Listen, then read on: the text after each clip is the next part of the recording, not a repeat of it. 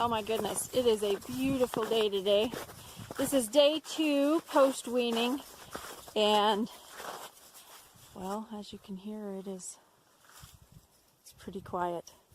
I'm outside. It's afternoon. I wanted to get out here this morning, and I got hung up in my office doing some stuff, and I'm horrible about once I get situated in my office working on paperwork, then I don't ever seem to get outside when I need to. So it's probably about 12:30 in the afternoon. So the morning bawling is kind of over.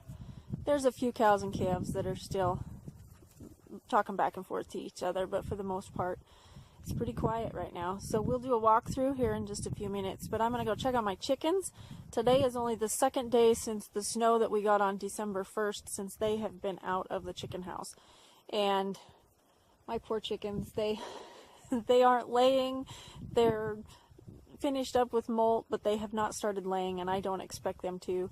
I do keep a light on them in their chicken coop, but I've talked to several other people, and their hens don't seem to be laying this winter either.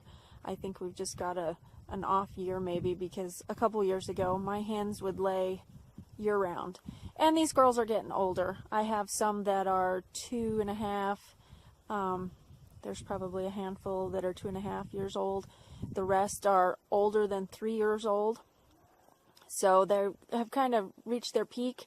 Now they're back on the downhill slope. I get about 1 egg every couple of days. I have about 12 or 14 hens in the chicken coop. There is way too many roos. I've gotten neglectful about keeping roos down. I started hatching my own chicks a couple years ago instead of buying chicks, and you just end up with more roos. And so I don't even know how many roosters I have, way too many.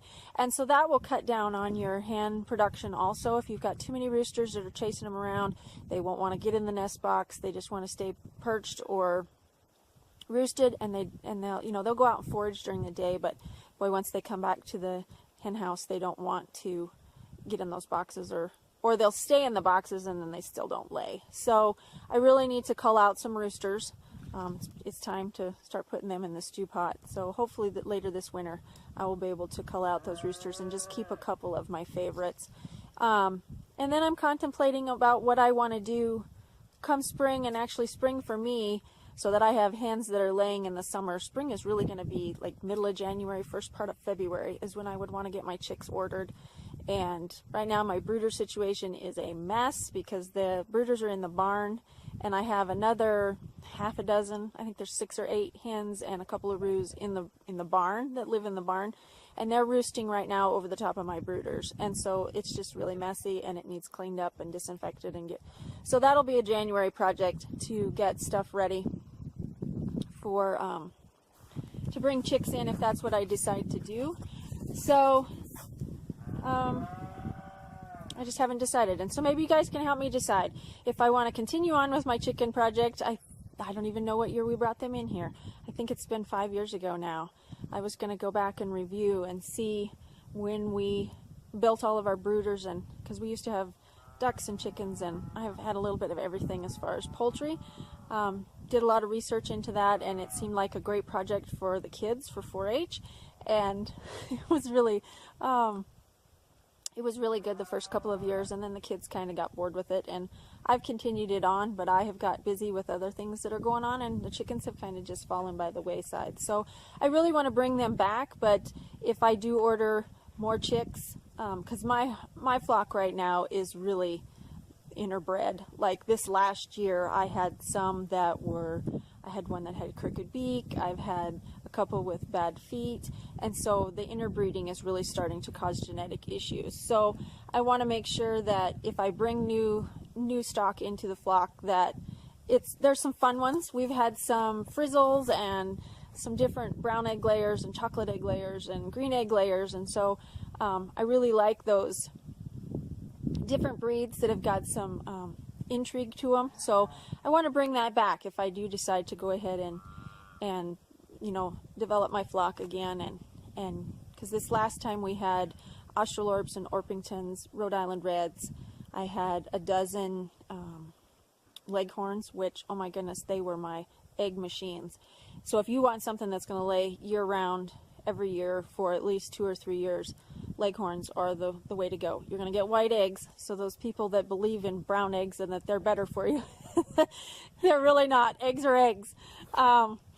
Now, store-bought to farm-raised, there is a difference in the egg quality and the taste and the flavor and different things. But as far as the nutritional value of the egg, it doesn't matter what color the shell is. They're pretty much all the same.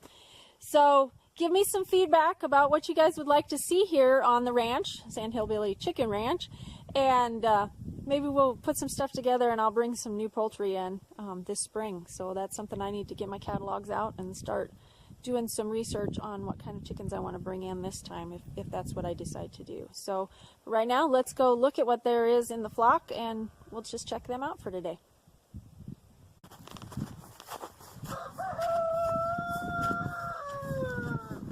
Okay, so let's check out the chicken coop. It needs quite a bit of attention. I did not get it cleaned this summer. My door has fallen off. It's a wonder any of my chickens are still alive. So we'll come on in here. I got a couple hens. This is one of my Brahma hens. Yes, we hear you. Now, I have an Australian Shepherd pup that was born in April that he really needs a new home because he chases my chickens. And so I've kenneled him, but that's not fair to him. Although that's kind of an Australian Shepherd trait. They really need to either be kenneled or have a lot of work to do. So this is the majority of my chicken house flock. Obviously it's beautiful out today, but they are more than likely afraid to go outside for fear they're going to get chased. That could also be a stressor why they are not laying eggs, because I know I had a coyote earlier this year, I think that was in October, and he was in my chicken house and he was stealing eggs and killing chickens. So they probably still have not got over that traumatic stress. So they are just kind of hanging out in the house. So, which I said once again needs clean. So we'll look here. Looks like we got one egg way in the back. We might even have one more over here. Yep, looks like we've got something has been in there because there's a broken shell. And there is one egg. So we got 2 eggs today. That one, I think, is actually the egg I had set out the other night when I checked and I forgot to pick it up. So, hi girls. And these are my ladies. So, this variegated fluff top hen that you see, she is, the roosters have really been working her over, and she kind of looks like she's trying to come out of molt too, so she may be molting. I haven't actually picked them up to see who has pin feathers and who's in full feather now that has come out of molt. Last year I tried to mark them, as you can see on some, you might be able to see on some of their legs. I zip tie mark everybody, so each zip tie color has a certain reference. Like blue is for hens that have been broody and that will actually set some eggs for me. This hen right here in front of us has an orange. She is a hen that I got last year from a lady that was dispersing her flock, so I took her flock over. Gosh, I think that was last year.